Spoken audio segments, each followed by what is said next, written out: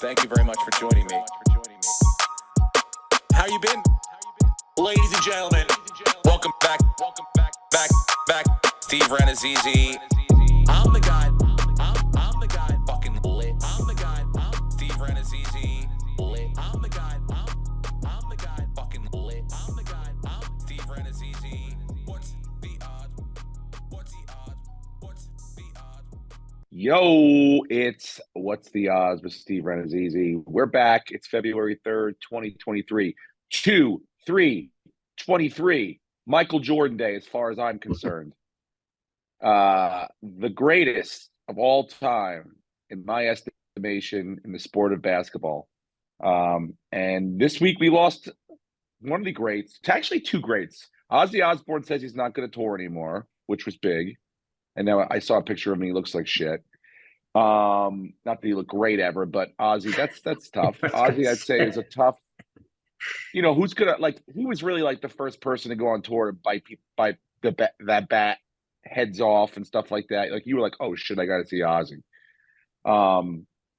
But of course, more importantly, and more on topic for this podcast, Tom Brady, hanging him up. Almost as if he's been listening to Brenton's inner thoughts for the last couple months. He realized couple of years. What are you talking about? Couple of years. Well, I don't think he had a confidence problem until about 5-6 months ago. I really don't. I don't think Tom Brady ever had a problem. I think he really took a look at himself and he's like, I'm not as good as I thought not as I thought I was, as I used to be. And I know what it takes to get everything together, and I know how hard it is, and so it's like, I can't do it anymore. It's not like he's got a window. He's either got it's a shit or get off the pot time when you're that old and playing football. So I just feel like when one of the best at their positions, or even possibly to play the sport, retires, that is a monumental thing. That to me is like, wow. This is the end of an era. And I think he also realizes that the quarterback situation in football is in very good hands. You have some really great quarterbacks, some really great people, some good representatives for the football and for the league. So not that I think he gives a shit about, or he would have waited till he felt like there was an heir apparent, but there is, and there are. And so, not that you're not needed, but he's not needed anymore. It's like a different party now. And he probably feels a little bit like the old man at the party. And that's not a great feeling, especially if you don't have to be there. But I was surprised, I guess. I thought, I guess surprised.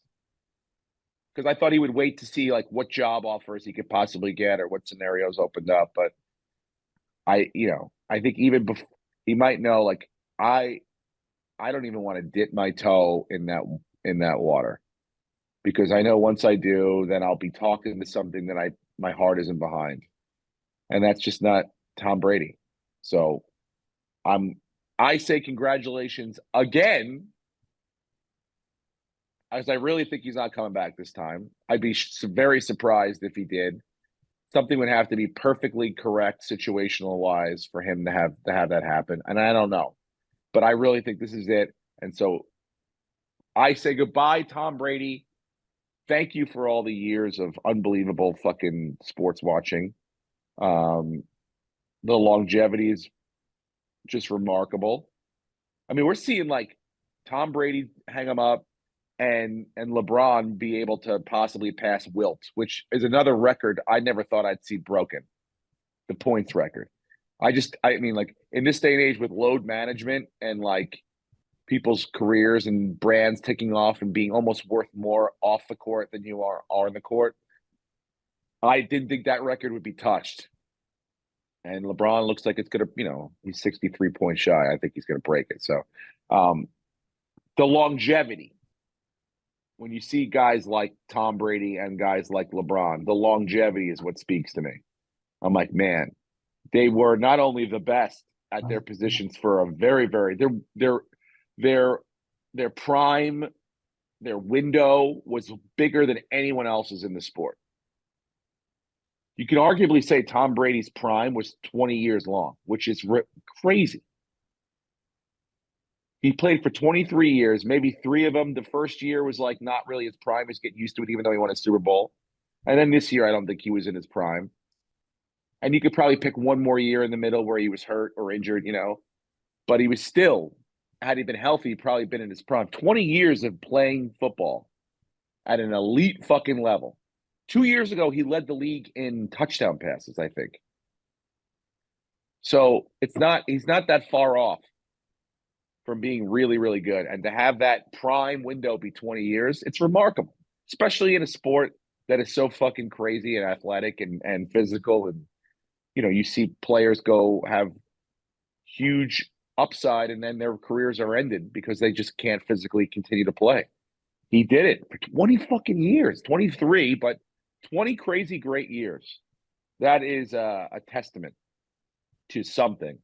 And, he's not on no one's accusing Tom Brady of doping or anything like that. He's just all positive energy and weird kisses from his family. So hats off to you, TB12. Good luck.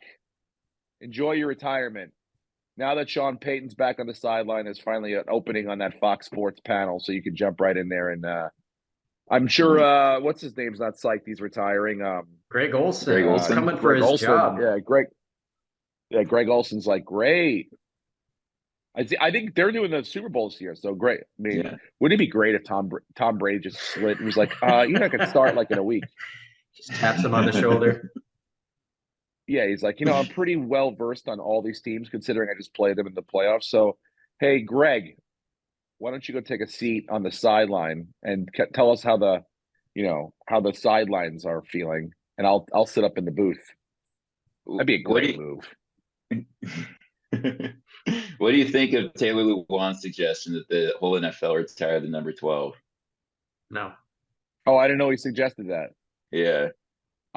No, dude. No. What is he? He's not fucking Jackie Robinson. He didn't break any barriers or anything like that. Correct. Also, to Steve's point, when you play 23 years, you're going to break some records. That shouldn't be lost on people. It's like the Emmitt Smith versus Barry Sanders argument. Emmitt Smith has the record, but how many more years did Emmitt Smith play? And who was the better player? Yeah, but I don't know. What's the argument? What's he played longer than everybody. Steve, I collected some data here. What? I collected some data, Steve. This will be interesting. Okay, go ahead. You keep saying he played longer, that was he was they allowed him to play. You're longer. going to accumulate stats the longer you play. It shouldn't be lost on people. Think about how stupid you sound. It shouldn't be lost on how stupid you are by saying he should have played longer. Dude, he let himself play longer. He kept his body in shape. He kept his fucking mind in the right spot. He was at an elite level for 20 fucking years. Now that's where you're wrong. He was not at an elite level. He was at a good level, and he played on elite teams with an elite coach. And then he went to another elite team with a great coach. Steve, his 7 Super Bowl wins. I'm going to read off where he finished in fantasy as a quarterback to give you an idea about the elite play that you're talking about. The elite play. 2001, he was the 20th ranked quarterback in the NFL. 2003, he was 13th. 2004, he was 11th. 2014, he was 9th. 2016, he finished 15th. 2018, he finished 14th. And his best season in 2020, he finished 8th, where he also had 200 more passing attempts than the next quarterback. In the 3 Super Bowls he lost, he did not have a top 5 defense. In the 7 he won, guess what he had? A top 5 defense. He was a great player. He will be called the GOAT, but at some point, someone's going to get 8 rings, and I'm all here for it. No one's getting 8 rings. Patrick Mahomes might. Nope. I mean, he might. I'm not going to say he can't, but so maybe, but it's going to be very, very hard to do. That's going to be almost an unbreakable record in this day and age as a quarterback. Oh, you mean like Will Chamberlain's record? No record is exactly. Safe. That's what I'm saying. No record is safe. And now that they all play 17 games, his stats, those will all be broken eventually. I would say all consecutive games records will be forever. And no one's breaking Cal Ripken's record in baseball. No one. No one's breaking Brett Favre's record in football. No one. I think it's his record still, right? For consecutive games played. I thought didn't one of the Mannings come close to it? Eli came close. Mm-hmm. Yeah, it's so far. But yeah, like the way the game's played now. But yeah, as far as achievements, but Brenton, let me get back to my point here, okay? I don't like you diminishing or you're undermining the longevity aspect of Tom Brady's career. Like, that is not an accident that he played for those years, all those years, dude. I understand he was in a good system, but even when he left, his ability to draw other people and other players over. I know that's not a tangible physical skill that you see on the field, but draw other players over to Tampa Bay. They were already there. How could you? Okay, here's another thing I could say.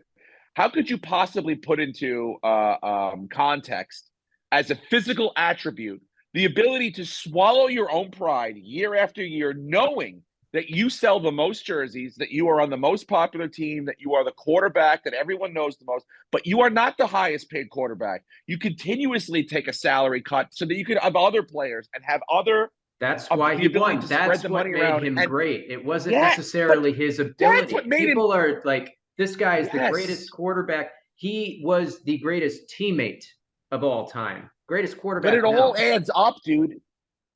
It all adds up. The physical attributes, the mental ability to be able to swallow your pride, to be able to prepare. Like, you never had to put in. No one ever had to put a stipulation. You could only play 4 hours a day of Call of Duty into any of Tom Brady's contracts.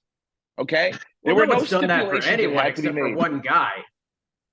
Well, that's what I'm saying, though. But everyone's like, everyone would love to have Kyler Murray speed. But it's like, that's not – I'll trade speed over dedication. Tom Brady did everything, not only physically, but mentally, that it took to be an elite, and I will say elite, because all those years that you mentioned, all those years he was 15th in 2017, 18th in 2. When they won Super Bowls, all the 17 quarterbacks, fantasy-wise, ahead of him would all have traded their position in fantasy to win that fucking ring that was on his finger. I'm saying that is a reflection of his play, and it's a 53-man roster, not a one-man roster. And in football, for whatever reason, there's so much weight on the one guy instead of the 53. Tom Brady's a great player. I'm not saying he isn't, but people inflate everything and they make him seem like he was bigger than he actually was. There were a lot of things happened around him that helped him win those Super Bowls. And if the Tuck rule hadn't happened year one, we might not be talking about him. Guy. It's terrible the way, I mean, I feel bad that you're like the blatant disrespect for a guy that. There's no disrespect. Really, he had a great career. I know he fucked you. A great career. Like, it's like a throwaway. Congratulations, Tom. Like, that was like a. You're out. There's a new NFL. You got to be able to run as a quarterback. I get it. Maybe if he shoved my team's hopes and dreams down my throat for fucking 17 years, I guess I would feel the same way too. I know. I understand. I get it's actually 20 years. Yeah, 20 years. I mean, ridiculous. But yeah, it's like, I don't know the pain that he made you guys feel year after year. But again, you cannot diminish the fact that this guy was prepared and ready to go every single year for 23 years. That's beyond, like, there is, Dante Culpepper could throw a fucking football from the 40-yard line on his ass to the end zone. Wow. Who gives a shit, dude? All the physical attributes in the world cannot prepare you for big situations that this guy was put in every single year and excelled in them. Yeah, so he did a good job. Good job, Tom. Congrats. Best quarterback of all time, inarguably, and possibly the best football player of all time. For now. Okay. We'll see. Vegas has the odds I right don't love now starting. plus 1,000 to him coming back. I think Vegas. I think he honestly he would have really tried to go to San Francisco and they might have taken him for a year, but the whole Brock Purdy situation kind of ended that, and I think that led to Yeah. his because he doesn't want to go to Vegas. He's going to get hit there. They don't have a good offensive line, and it's a rebuild. And then you're Michael Jordan on the Wizards at that point, and the Colts looks like they're going to rehire Jeff Saturday, which I don't even understand how that's What? possible. He went in Yeah. for like a second Get interview, into and I've been okay. Break down for me who's gotten hired and yeah. The Texans, who did they get? What's his face? D'Amico Ryans. Yes, D'Amico Ryans, but they gave him a 6-year contract, which the normal is like 3 to 4 years, and they've given him 6, which Sean Payton probably did he even get 6 with the Broncos? It's kind of bizarre. So now if they fire him after 2 seasons, they got to pay him for 6, but it's that guy's money. Sean Payton to the Broncos is big, and they're going to Ian Rappaport tweeted like an hour ago, they requested to interview Brian Flores for defensive coordinator. Mm-hmm. So Denver, I think, is a team to look out for next year. The Colts are looking at Jeff Saturday again. But let's go back to before we leave Denver. This is all. I mean, how many conversations do you think went down between Sean Payton and Russell Wilson? Because this is all completely dependent. Their success now relies on 2 people. Mm-hmm. 2 people. One who you've seen for a year already, and one you're like, I'm not really sure about. Now, giving up draft picks and everything for a coach, I've always been like, this guy better. And now, look, Sean Payton is a great coach, Super Bowl champion, also, continuously puts teams in positions to make the playoffs and make a run. And I think it's a good match. But do you think he has it in him again from what you saw last year to turn Russell Wilson around? Because that is the only thing that's going to dictate how well this team performs. Can Russell Wilson play the way he used to play? And will he be put in positions to play like that? Because they can make a great defense, but then you'll have, the 49ers, where you can only go so far without having someone to push you over the edge. So I think, yes. I think your definition of how Russell Wilson plays could vary. He's not going to be peak Russell Wilson because he's beyond that in his ability at this point. But, you look at the last couple of years in Seattle with Pete Carroll, and Pete Carroll kind of changed that offense to be more run heavy. So his stats kind of went down, and he wasn't really a rushing quarterback anymore at that point. And then you look at the stats this year with the Broncos, and he was horrible. But as soon as Nathaniel Hackett got fired, he actually played significantly better, and his stats were a lot better. And he did finally pass that touchdowns to bathrooms in his house total. So I think with Sean Payton, if they click, he's got the weapons. The team's already there. Like, there's a Super Bowl caliber roster already in place. They just need a guy who can put in a good system, and they have talent. They've got a great defense. Yes. And on offense, Jerry Jeudy, I think, is still, I'm like, how is this guy like not a household name yet? I thought he was better than CeeDee Lamb. His first year, I thought he was like, I thought he's a game changer. So, and they've got great running backs. I mean, obviously they're one of them who Jamal Williams was hurt, right? Or who's the Williams that was? Javonte. Yeah. Javonte. Yeah. Is that an ACL? Will he be back next year? He will be. Yeah. I think so. Yeah.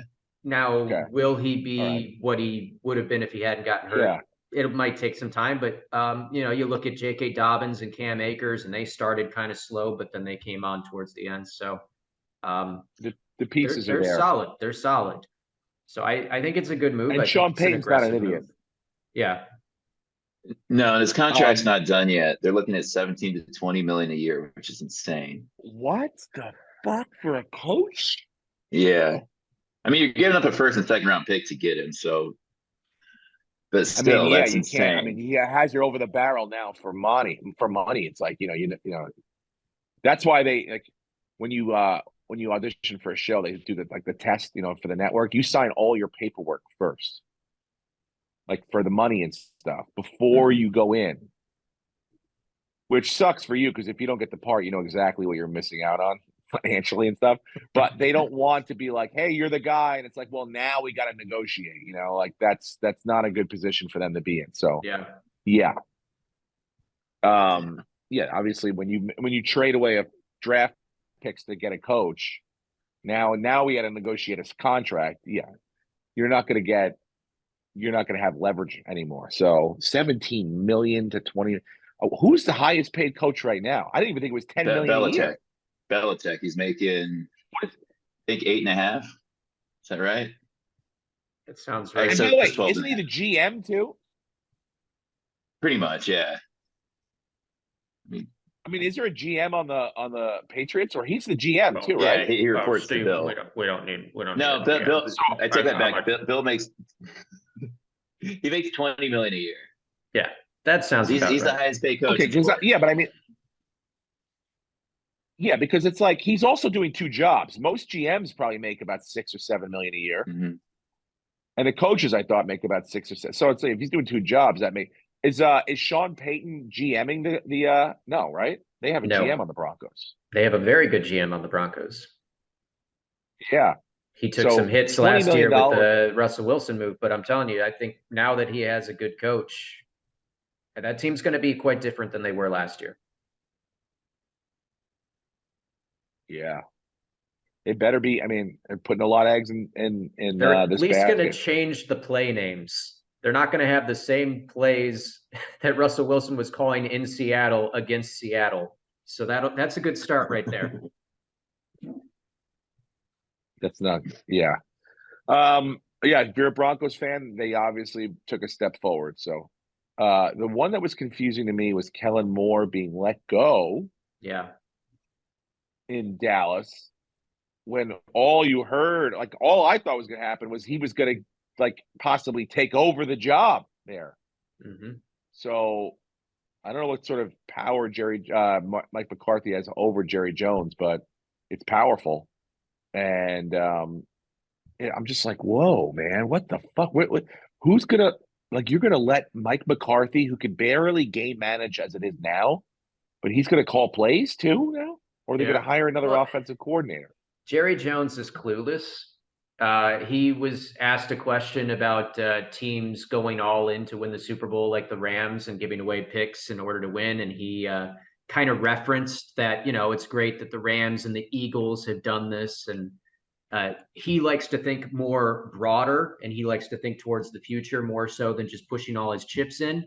And then he had to be reminded that the Eagles have extra first-round picks this next draft, and they have about the middle of the cap space, and they're perfectly fine. Like, they haven't done anything as far as going all in. They just know how to build a team better than he does. So the Cowboys just seem to make every incorrect move you could possibly make to keep themselves from becoming that team that goes to the next level. And it starts with him. Do you think they're going to draft a quarterback, or look at a quarterback? No. They might look, and it'll be late, but they've put so much money into Dak Prescott, and Prescott isn't the problem. I mean, he had a couple of bad interceptions against the 49ers, but overall, he's a good quarterback and he can play. They just, I don't know. I think McCarthy is kind of a vanilla coach, and their defense can give up big plays. And you just got rid of another great coach that had an offense that at times was leading the league in total yards, total points. Like, Kellen Moore's done a good job. Are you surprised though that job, like Sean Payton, wasn't just like that was his job? Like I thought a year ago when Sean Payton left, I'm like, oh, Mike McCarthy's not going to make the playoffs or barely get in, and he's going to lose his job, and then Sean Payton's going to easily walk into that job. And I guess Mike McCarthy won a game more than everybody thought he was going to win, but really, did he really impress beyond like not still being sort of interviewing for his own job? Do you think it was the draft picks that scared away the Cowboys from going after Sean Payton? Probably because I mean, it's a lot. It's a lot to give a guy. Yeah. Especially one that doesn't step foot on the field. Yeah, I know. And then the money too, it's insane. But when they got rid of Kellen Moore, I mean, it's a pretty bad sign if you're Jerry Jones that the person you fire, I mean, didn't he probably even put anything into a box at the office before he had a brand spanking new job ready to go? Like very easily. Like he probably could have sat and gotten more offers than just the Chargers if he, bid his time. But I think that Chargers job is a fucking great job, the offensive coordinator job there. Talk about having pieces to work with. That's a beauty.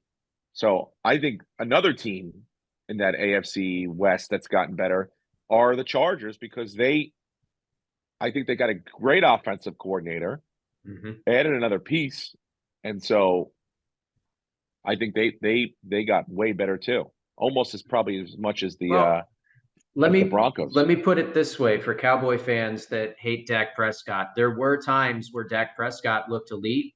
And if you think he really sucks, now imagine the guy who was helping him look that way is now with Justin Herbert, and Herbert's only in his fourth year.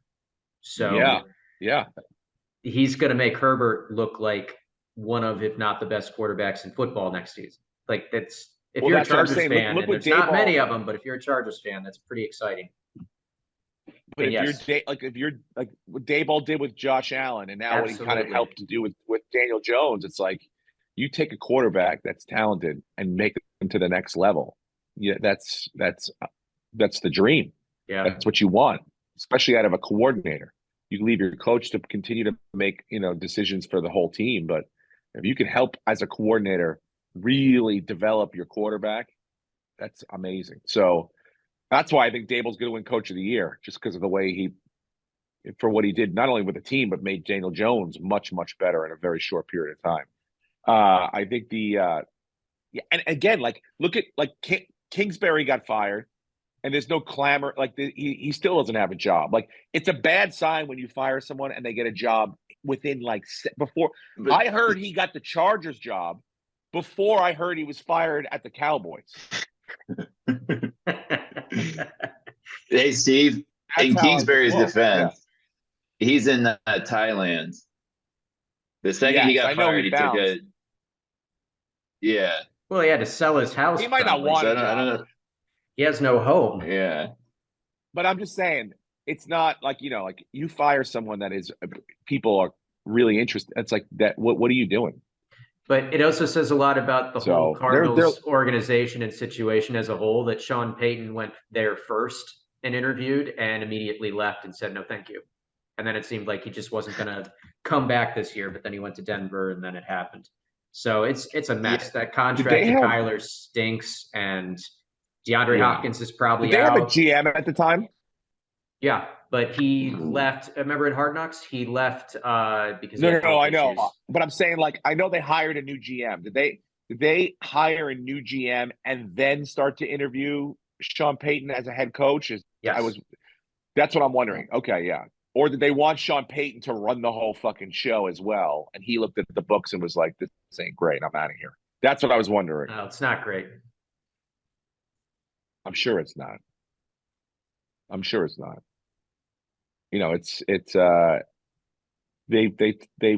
They listened to someone and he thought he knew what he was doing, and Kyler Murray, and they put a lot of vested interest in that, both monetarily and time wise. And so far it's just sort of, it got playoffs last year, but a year and a half ago, but this year is a disaster. So probably not the best fit. They might go back to the old Cardinals. That's what you need. I need the old Cardinals back. A good old whipping post. Be fucking great. Remember when the Cardinals were in the NFC East? It was great. Mm-hmm. Just go out there and beat them up twice a year. What else? Who else? Anyone else? Oh, so DeMarco. Frank Reich. Sorry. Frank Reich. Is the head coach at where? Very lateral move to the Cardinals.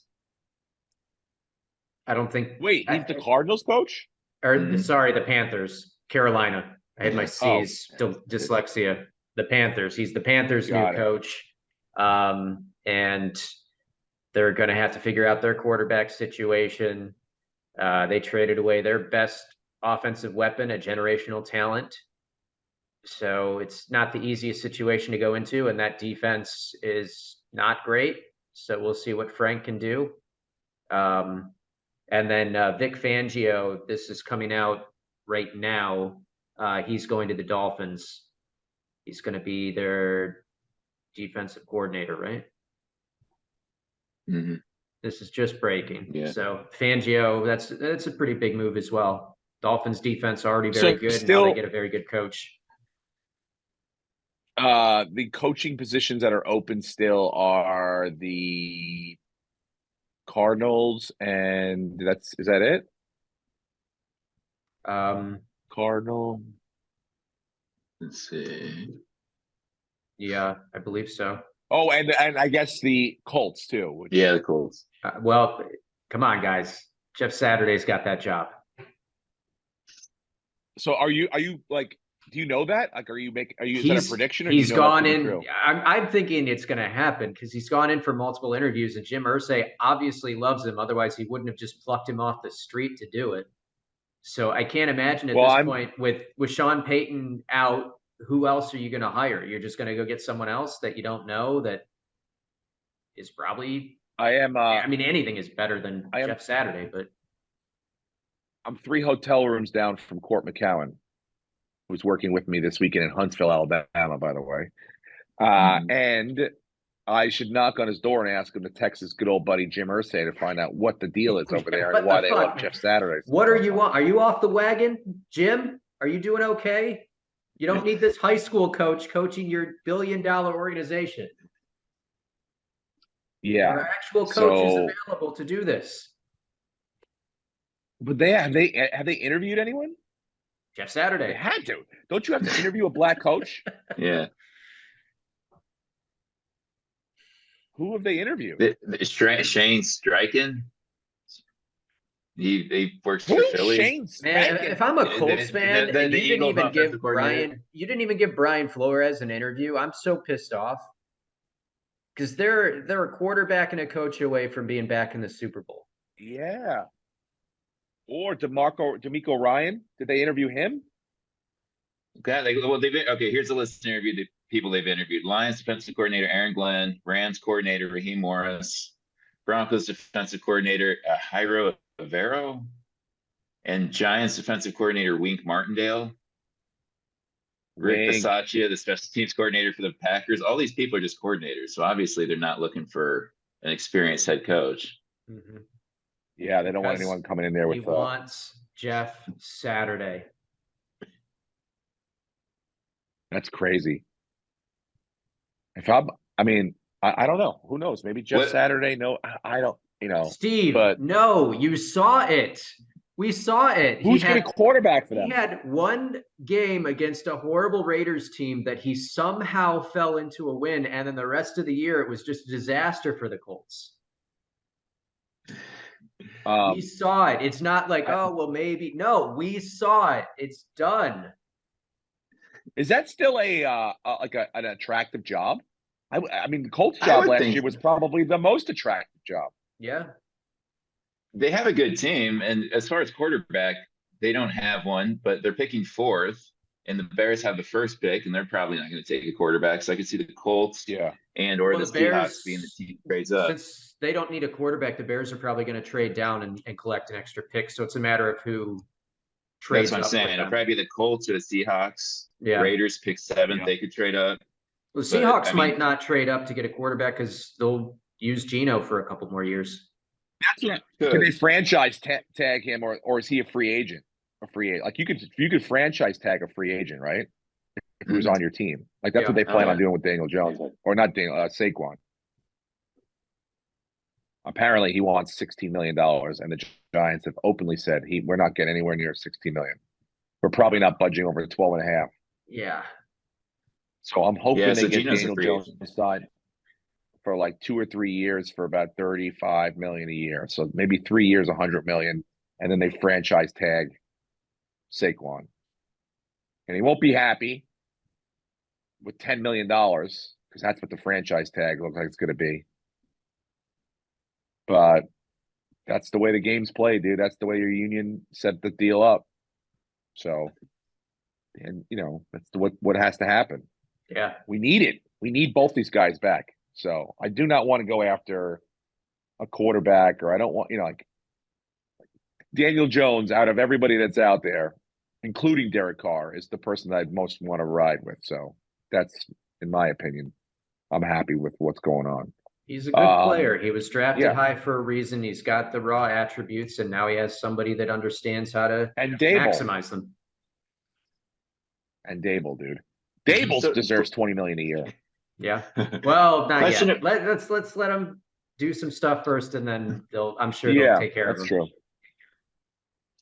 So, question: Derek Carr is playing in the Pro Bowl this year? He's playing in the water balloon fight this year. But he doesn't have a team. What helmet is he going to wear?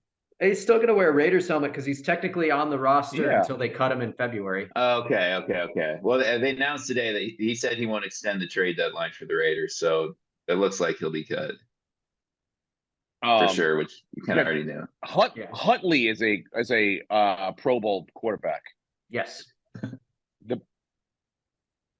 First of all, how is Huntley over Kenny Pickett? Right? Look, Steve, everyone else said no. No, thank you. Josh is golfing. They wanted him, and he's like, dude, what a joke. I love that. That's my favorite. That is my favorite. Because now I'm saying what I heard, he's too injured to play in the game, the fucking flag football game.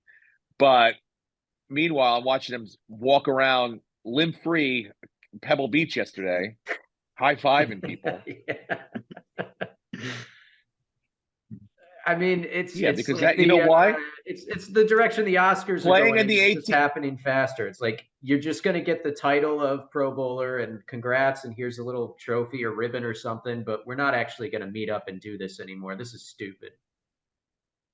But dude, playing in the AT&T Pebble Beach Pro-Am is way more better and fun than playing in the fucking flag football Pro Bowl in Las Vegas. Steve, they had a water balloon fight any day yesterday. of the week.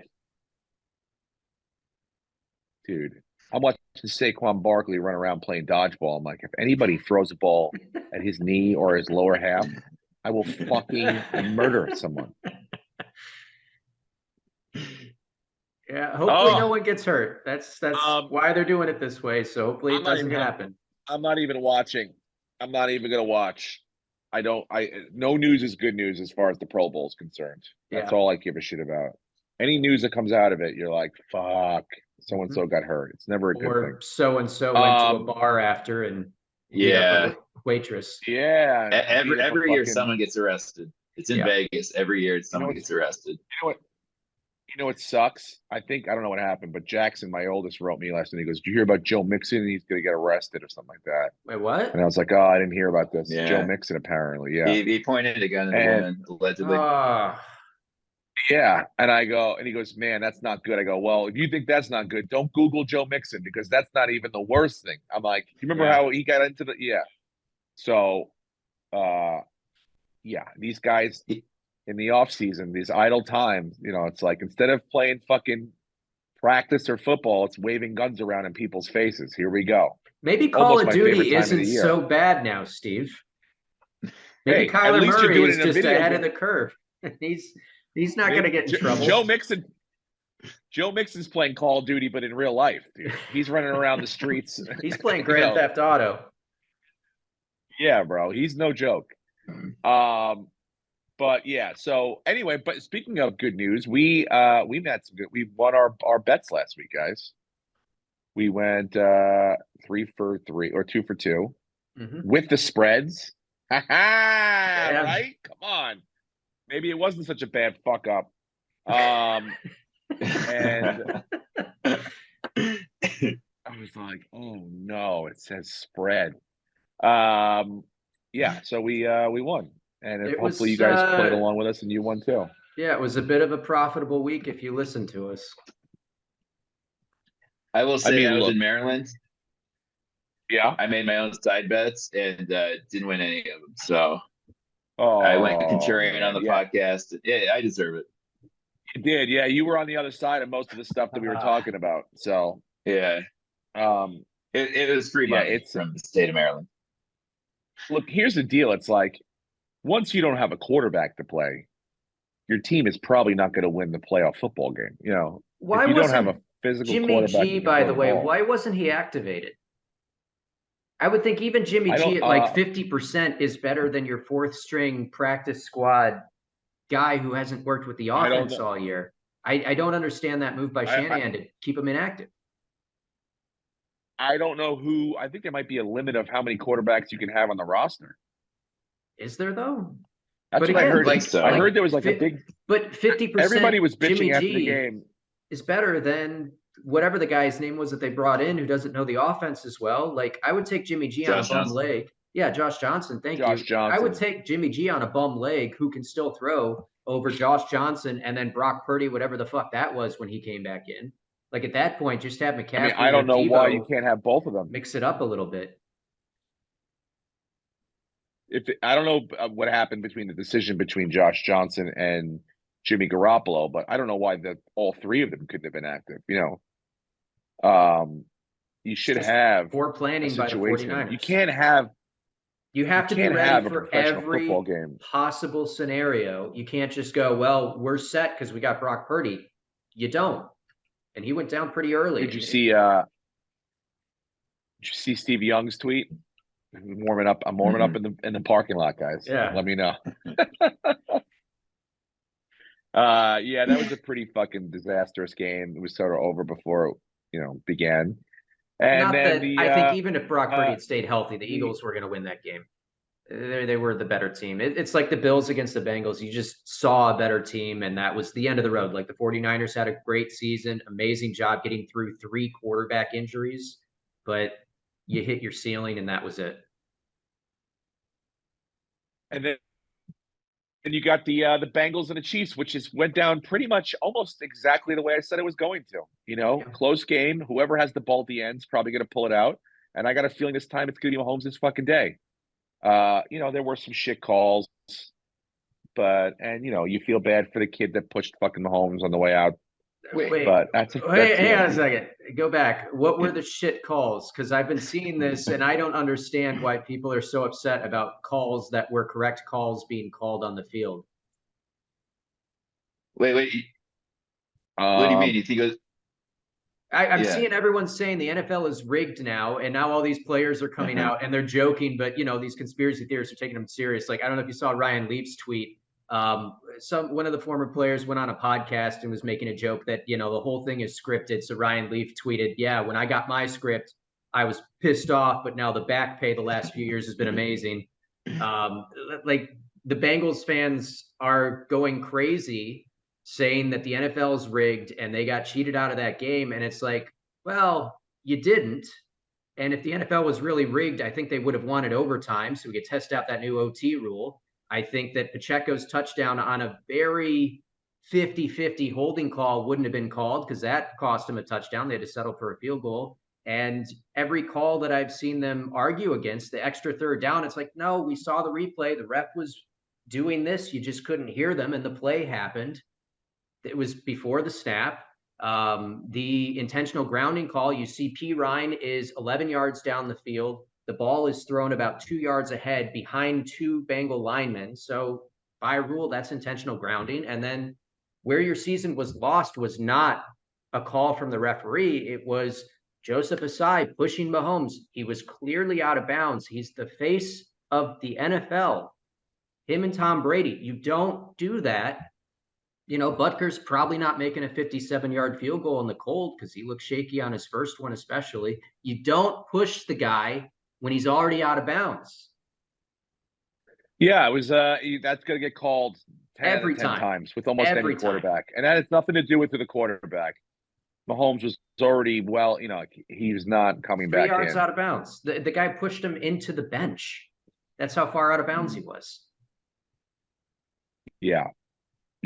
It's not a great play, and that's how it is. I mean, you could watch every game and go, oh, that's holding. Oh, they could call every single play a penalty. Well, they just don't. So you can't get caught up in that. A lot of stuff has become subjective now. Yes. Especially with the pass interference stuff. But the reality is the Bengals had a chance to win that game. They had the ball with 40 seconds left, and they didn't execute. They didn't get it done. They gave the ball back to Mahomes, and then they made a horrible penalty that put them in field goal range. That's how they lost it. And I will say that it was called completely fine.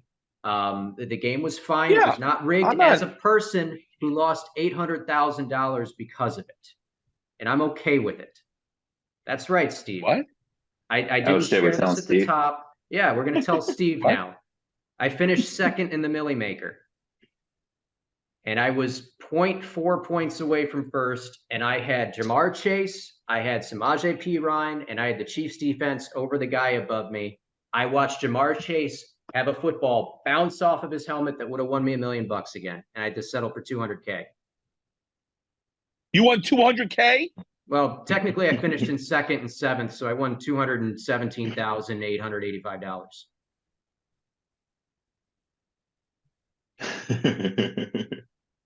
So, yeah, but I should have won the $1 million. If it had gone to overtime, I would have passed the guy. I had more players left. I had Mahomes, I had Pacheco, I had MVS, and I had Kelsey with the Chiefs defense, and then I had Chase, Higgins, and Perine. There was no one touching me if that game had gone to overtime. And then here's what's fucked up, Steve. Go back and watch the very last play. The Chiefs kick the ball off to the Bengals, right? And they start throwing around those laterals. The referees blew the play dead, but the Chiefs recovered a fumble. If that had been called a fumble on the field, 2 more points, it would have won $1 million. But I'm telling you, the game is not rigged. The refs were fine.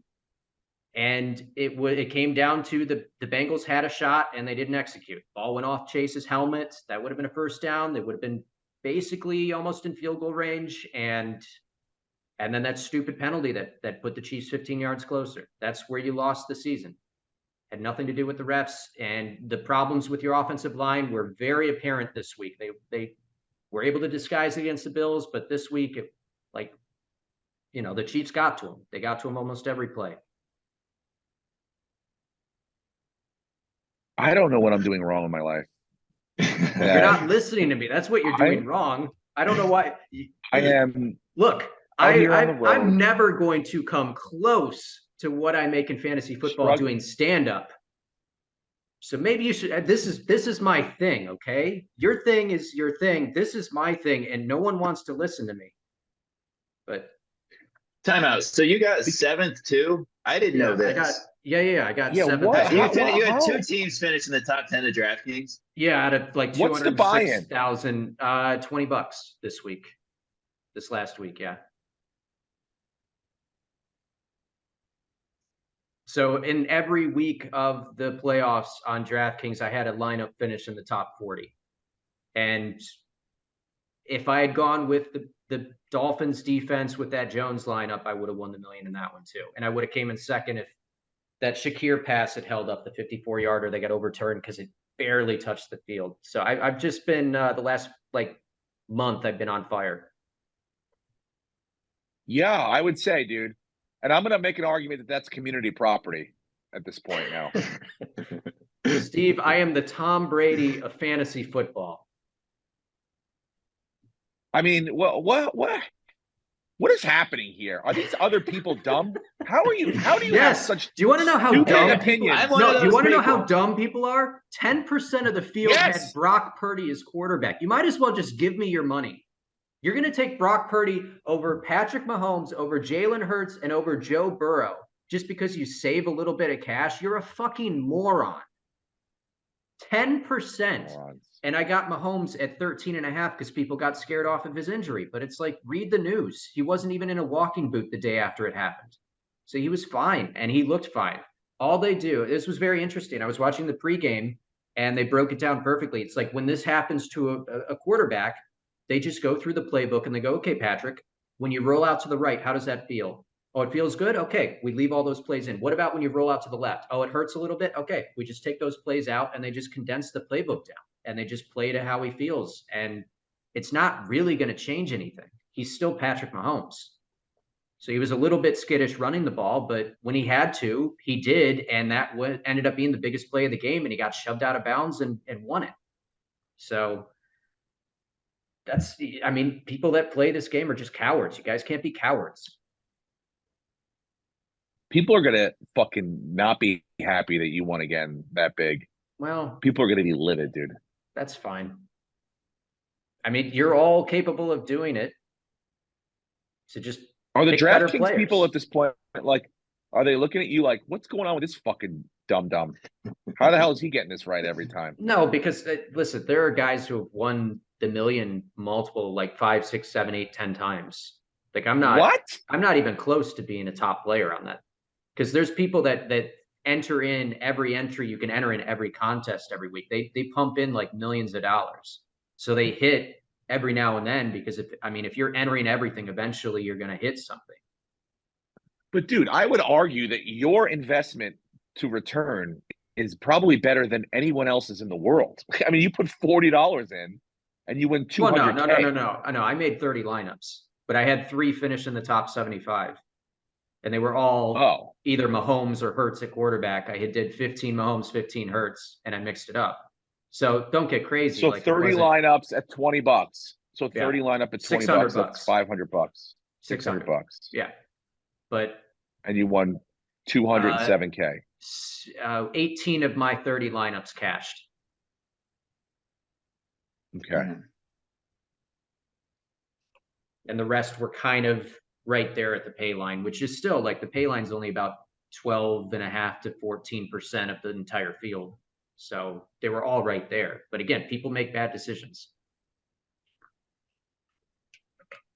Well, we're going to get into who you're like for fantasy next week, because I think people are going to want to make money on the Super Bowl. Not only, I mean, I'll take care of the gambling aspects as far problem, though. That's the problem with the next week is just the single game slate. So it's really more of a lottery because the third string quarterback can run Philly special and catch a touchdown. And that shifts in fantasy, that shifts everything. And no one was on that guy. You know, it's much more random than when you have multiple games going on and there's more opportunity for like the better matchups and the better players to rise up. Because if Jack Stoll catches a touchdown, AJ Brown is not catching a touchdown, and that kills the AJ Brown lineups. There's a whole system to this, and all you got to do is you got to stop calling players the greatest, and you just got to buy into the good systems, and then you're going to make money. And stop being emotional with your picks. Just because you love Josh Allen and you eat his cereal every day doesn't mean you're going to use him in fantasy. Well, very cold-hearted, dude. It's cold-blooded right there. You got to be. You got to be a killer, man. This is a competitive game. I'm depressed now. I was happy before, but now I'm depressed that you won all that money. Well, think of it this way. I was so close to winning the million again. How do you think I felt all week? There were so many scenarios. You won another million, dude. I would not. It's going to happen again. That's the last podcast. It's going to happen. It's going to happen. Just prepare yourself. Wow. Jesus Christ. And don't think of me winning the million. Cassie's winning the million. Be happy for her. She's a good unbelievable, person. Dude. Well, good for you, man. She's got a great heart. She deserves it. I'm happy for you. I'm happy for your wife. I'm happy for your life. I'm happy for Rogue.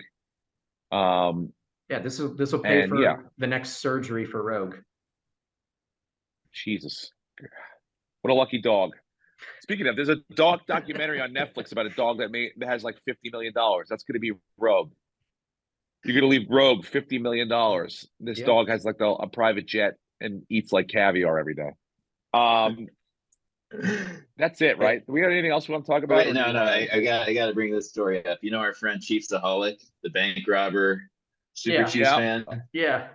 Oh, yeah. So he is asking to be released from jail to go to the big game next week. With what money? He's seeking to have his bail reduced to $200,000 so he can make it. Yeah. So his bail is $200,000, and I don't know. It's not looking like they'll let him out, but they should. Here's what he would take. Do you think he says bail like this? Like, look, guys. Okay. $200,000 for the bail? No problem. You let me out. I got to get to Phoenix. I'm going to do a quick little robbery of the bank, get that $200K. I'll bring it on back to you guys. You hold on to that. I go to the game, and then we're good to go. He's got to rob a bank to get that $200K. They got to let him out. Rob a bank to get a Super Bowl ticket. Well, he robs the bank, he gets the $210K or $7K, like you won, like you robbed the bank this weekend. He uses the $7K to have a great weekend at the Super Bowl, and $200K goes back to the parole officer. So we're all set. This just makes perfect sense to me. The way our legal system is, was fair and just. If he started a GoFundMe to get himself out of prison, he'd get $10 million in about a week. If those 80 for Brady cunts can sneak into the Super Bowl, they should let this guy sneak in. Yeah. Yeah. Right? I'll share real quick. There it is. Let him in, dude. Let him in. How do you not let him in? Now, Someone Steve, obviously we're gonna be going through the bets next week for the Super Bowl and taking our picks. But do you have a feeling about who's going to win? This is too early to make your decision, but do you have a feeling? Yeah, I got a feeling based on today. I think the Eagles are, as terrible as it makes me feel to say, I think the Eagles are going to win. I think they're going to rush Patrick Mahomes and get to him way more than the Bengals did. And I think that their secondary is very good as well. So any mistakes Patrick Mahomes under pressure might feel could be capitalized on by the secondary of the Eagles. And look, as Jalen Hurts didn't even play well in last week. He didn't play right. He had 4 rushing touchdowns. They didn't even need him to play well. 4 rushing touchdowns. Yep. He had one of them, but still. Look at Boston Scott. They're turning Boston Scott into new Darren Sproles. So it doesn't matter. Like they have a system, as you would say, and so the system is working. So aside from Jalen Hurts actually fucking the game up and giving the game away and like fumbling and turnover and stuff, I think that I don't think it's a blowout. I think it's a 1-score game. But I think the Eagles win. That's today. Yeah. I would agree. I think it's going to be a similar game than the Buccaneers Chiefs a few years ago when Mahomes was a little banged up. I think it's going to come down to how good he feels and if he gets any of those receivers. They lost 3 receivers in that game. So, I mean, that's partly why that was the luck aspect for my lineups doing so well on DraftKings was MVS was the only guy left besides Kelsey who had the back spasms to throw to. So it really is going to come down to, is Tony, Mecole Hardman, and Juju back, and are they 100%? And if they're not, then the Chiefs are in trouble, and I don't think it's a close game. Really? Well, yeah. I mean, we'll see. Keep in mind, the Chiefs have 3 rookies in their secondary who are now going to be playing in the Super Bowl, and Hurts has looked like the MVP at times this year, and I'm sure he's going to be hyper-focused and ready, and he's going to be throwing to A.J. Brown, Devonta Smith, and Dallas Goedert, on top of the defense having to account for an incredible running game and one of the best rushing quarterbacks in football. So it's going to be tough. Yeah, my counterpoint, though, is the NFL script writers love the Chiefs. It's not fixed. According to what's his name? It would have gone to overtime. I got my script every year. Arian Foster, was he the one that? Arian Foster. Yeah. I love the follow-up. It's like, how did you feel when you got the script about your career falling off the fucking face of the earth? And like, what the fuck? What is happening? He's always been whoever's writing for the Saints is fucking lazy because Michael Thomas's script has been bullshit for 2 seasons. They need better writers down in New Orleans. Yeah. I'm in Huntsville this weekend, Phoenix next weekend at the Copper Blues, La Jolla Comedy Store, Denver Comedy Works downtown, Salt Lake City Wise Guys, Arlington, Virginia, the Colonial Downs Casino. A lot of unbelievable dates coming your way. SteveRenazizi.com for tickets.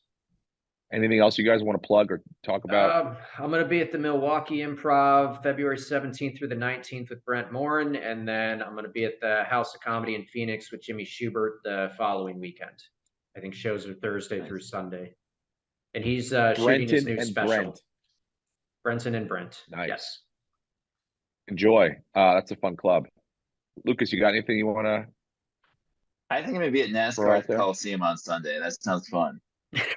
Are you going to do that? The LA Coliseum. Yeah. Do a Yelp review. It's going to be an interesting crowd. It's like when we went and saw Wheeler Walker Jr., we didn't realize how many rednecks lived in LA. It's going to be fun. What time is it? 5 o'clock Sunday night. Nice.